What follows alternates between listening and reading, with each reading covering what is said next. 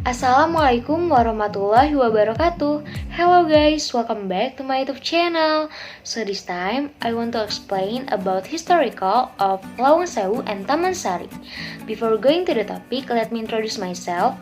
My name is Lutfia Raisyardani, or you can call me Rara. Nice to meet you. Okay, and now let's go to the topic.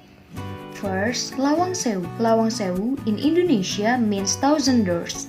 Semarang citizens called that because the building has a door and a large windows that resembles a very large number. This building was designed by Dutch architect GFC Citroen of Klinkhamer firm and B.J. Quendam in 1903 and was completed in 1907. This building was originally used for offices needs the Dutch Railway Company. The front of this historic building, decorated by the twin towers and Gothic models, are divided, extending rearward impressive, solid, big, and beautiful. Lawang Sewu architectural art decorate style is characterized by a growing exclusively in the era 1850 until 1940 in continental Europe. The building overlooks the Wilhelmina Park is now better known as Complex Tugu Muda, in front of Lawang Sewu first tram rails crossing Semarang City. After Japan took over the Dutch in Indonesia in 1942, the basement of this building, which was formerly a sewer, changed into dungeon.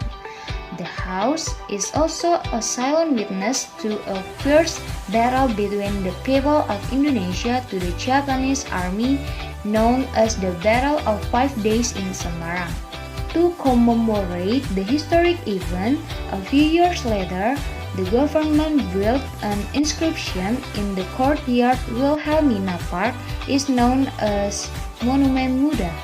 Ancient buildings and magnificent two-story after independence used as Indonesia Railway Bureau Office or DKRI, known as PT Kereta Api Indonesia. Currently, Lawang Sewu is under renovation to repair parts of buildings that have been damaged due with age. Taman Sari. Taman Sari built during the reign of Sultan Hamengkubuwono I, the first Sultan of the Yogyakarta Sultanate, and was completed by the time of Sultan Hamengkubuwono II. To build Taman Sari, the Sultan appointed Raden Ronggo Prawirosantiko with a construction expert. Taman Sari is a historical site in Yogyakarta, which was once a bath for the king's family. The building features detailed, complicated, and typical art with Javanese culture. According to the story, Islamic Mataram kings had a special tradition.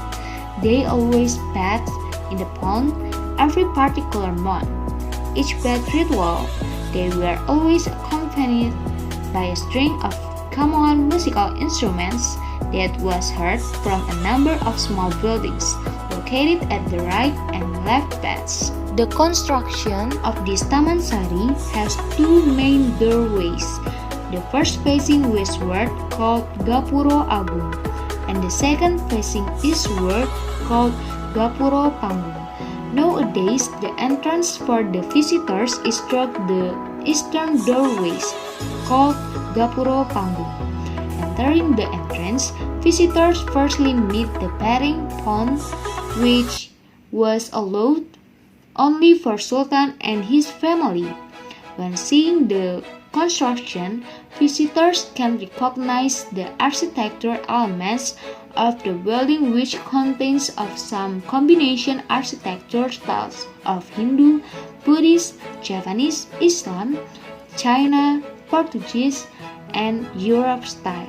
In the beginning, Taman Sari had 57 buildings such as bathing pool, hanging bridge, water canal, as well as artificial lake, an artificial island, and underwater land that had original function were a place to rest, to meditate, to work, to hide, and to defend the Sultan's family. But In this present day, some of its buildings have now become homes for local residents, and only the mosque, resting and bathing space and underground tunnels are accessible by tourists. Royal Pool.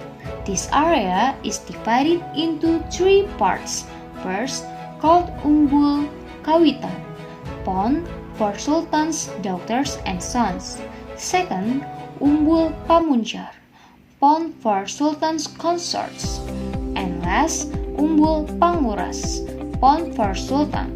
In certain day, the swimming pools were designed for the princesses to take a bath and for the sultan to relax. Sumur Gemuling. To reach the Gemuling well, you have to pass the exotic underground land. Sometimes in the corner of the land there is a group of artists who are singing with musical instruments such as violin and bass. This winding, climbing land is also equipped with stairs. So, that's all in now explained about historical of Lawang Sewu and Taman Sari. Thanks for your attention. Don't forget to like, comment, and subscribe. Wassalamualaikum warahmatullahi wabarakatuh. Bye-bye.